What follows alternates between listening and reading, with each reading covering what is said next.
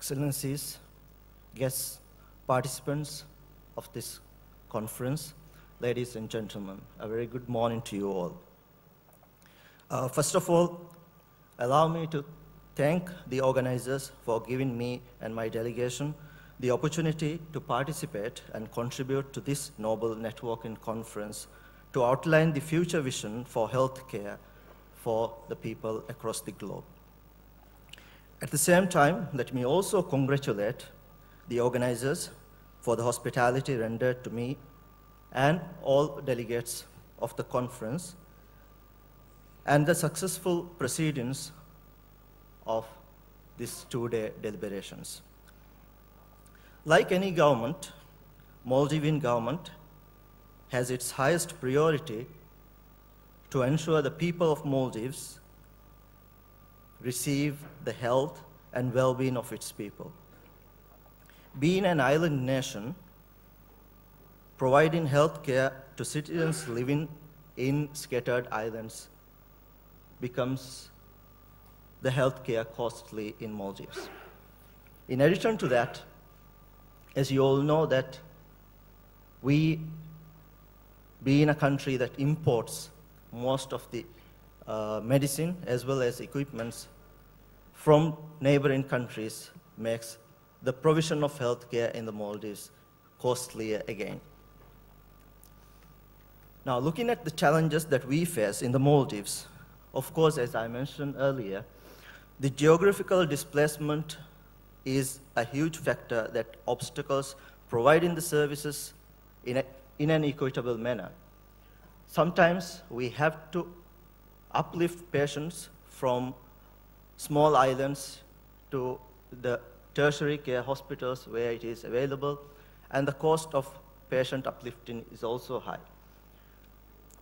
However, we have provided health care in each and every island. There is a healthcare facility where primary health care is available and a medical doctor is available for any population of 500 and above. Now, we have seen a paradigm shift in the past. I would say it didn't take too long to change, and it really focuses on the theme of this conference as well. When we look into the shift, what we have seen is in the past, the infectious diseases has been the major problem for us. But now, the paradigm shift from infectious to non-communicable diseases is seen throughout. To name a few, increasing number of cases of diabetes, cancer, as well as hypertension is on the rise. We have eradicated diseases like malaria and controlled the spread of most of the infectious diseases.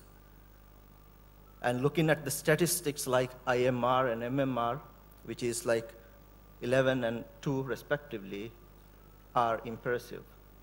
But the challenges ahead to sustain those is huge. Changes in policies in the past have resulted us to really consider what is important, and in the past we have tried to corporatize the services and invested heavily on curative care in the last 2-3 years, but now we are investing more on the prevention side. Introduction of general practitioners and a team of a doctor, a healthcare worker, and 2 nurses together will be responsible for the health of each individual.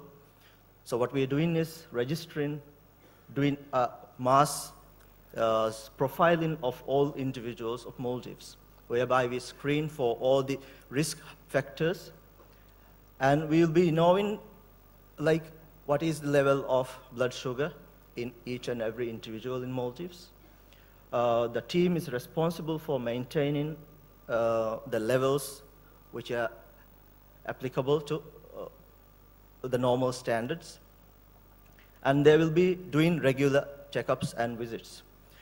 With that, we'll be able to monitor the status of health and able to control most of the non-communicable diseases, hopefully, in the future. Now, with the limited resources, like lack of local doctors and nurses is also a challenge for us, because we have to import most of our doctors and nurses from neighboring countries. Substance abuse and mental health is also becoming a health and social issue when we deal with gender issues and social issues within our ministry's mandate. As far as successful stories, I would say that collaborations, networking are very important for us if we want to achieve and sustain the health system. We have initiated a health insurance scheme through government where each and every individual will be insured and the government pays for the healthcare services.